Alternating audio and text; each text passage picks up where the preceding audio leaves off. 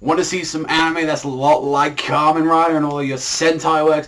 Then I'm very happy to say that definitely the show that you should be checking out this season is Active Raid. And this one has a fucking mouthful, so yeah, it's going to keep it short with Active Raid. But unless you want to go for Special Public Security 5th Division, 3rd Mobile Assault 8th Unit, or the Japanese name, which good luck trying to pronounce this by this. Active Raid, Kidou Kyoushuushitsu Dai Hakkei. And yes, that was completely butchered, I know. And I'm going to hear talking to you about that first episode right now.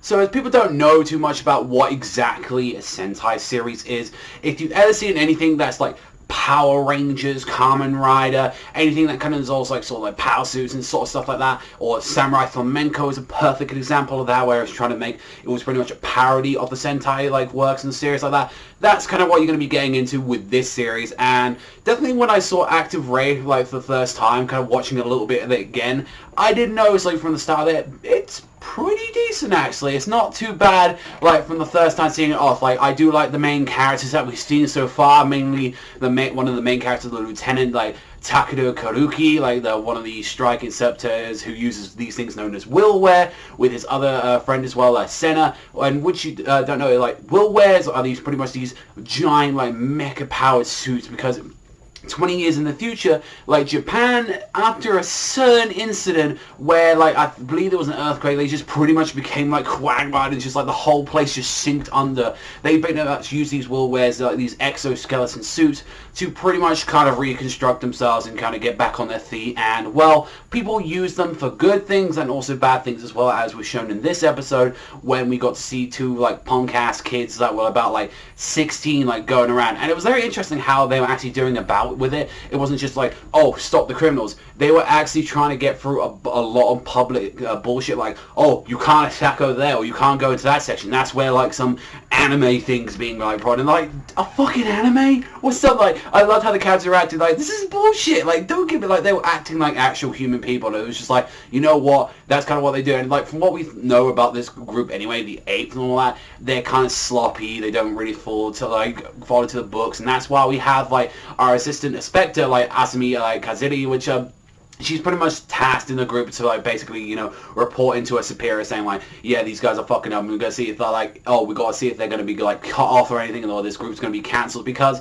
they're not really that much to the books. Like you definitely saw with like the main guy as well, that he didn't particularly give a fuck. He was putting those guys through the fucking floor and everything. It's like, I gotta stop them because they're gonna be causing more damage. You know, they're more like, you know, harm than good. And I kind of see that. And from what we've seen from the characters so far, they seem very interesting. The actual main like girl herself though, like Asami, the only thing that we can say about her character is like she's very strict to the books. There it feels very tsundere, like she'll come later onto the character. And the one thing that really is like her whole trope is the whole really bad English thing. Like, oh my god, like that stuff, I don't know, like to me, that like most of the time I find that funny. This one I was like, oh, this seems really painfully just trying to find something of their character that she does, because apart from that, she's just a bitchy whiny to the books and not really that entertaining. And I was just like, I'm hoping, like, as we find out with later on with the other characters as well, like, so far from what we've seen all the others, they seem to, like, they have quite an interesting personality and they have some stuff to them.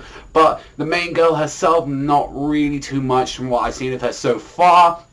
And overall, the first episode, it definitely sent you an interesting dynamic, like how the world is like about, like I believe it was like 2035, so it's like 19 years in the future. So it's kind of interesting, like this kind of stuff could happen. Like we already start to see like the prototypes of like kind of exoskeletons in the world, and I feel like that is something what it could be up to. If you don't like, also as well, if you don't know, with like most of these shows, like especially in the anime format, they use CGI a lot. And this is the thing where it works well. When you like have little mecha suits, kind of like they just like exoskeletons or like mechs, like in the Gundams and like series like that, they work fine. And it was a very good like mech, like CGI. I thought it was working very well, and I do like the two, like Oscar 1 and Oscar 2. It seems more realistic, but then has the anime elements and the character designs of an anime. But it's like, combine the, like, kind of the crazy flair of like the Kamen Riders, which I've only seen a little bit of, and then also to get a little bit more realistic of this is what probably might happen in 19 years.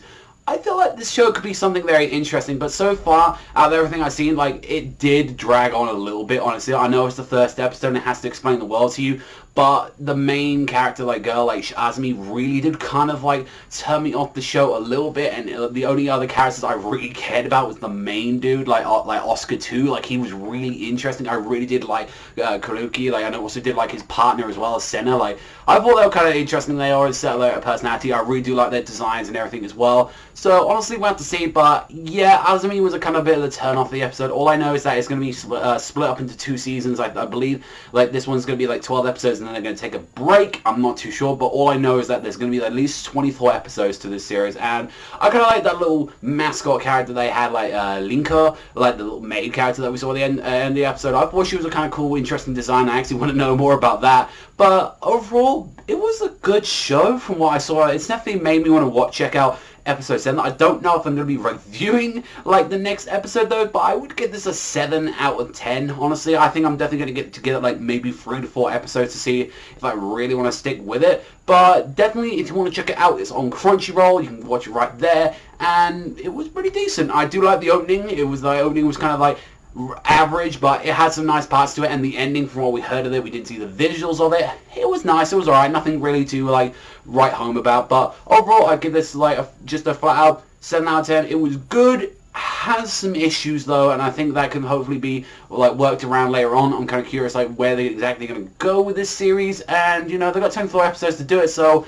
let's hope that it's going to be something interesting. And like, I would like to see more shows like this, like kind of like Sentai kind of like show. So we'll honestly have to wait and see. But that's all for me, so thank you very much for watching. As always, let me know what you think about Active Raid in the comment section down below. The only thing I do remember knowing about this is that this is from the director of Code Geass as well, so that was another reason to make me check out this series. So yeah, we'll only have to wait and see, but I'll catch you guys though next time.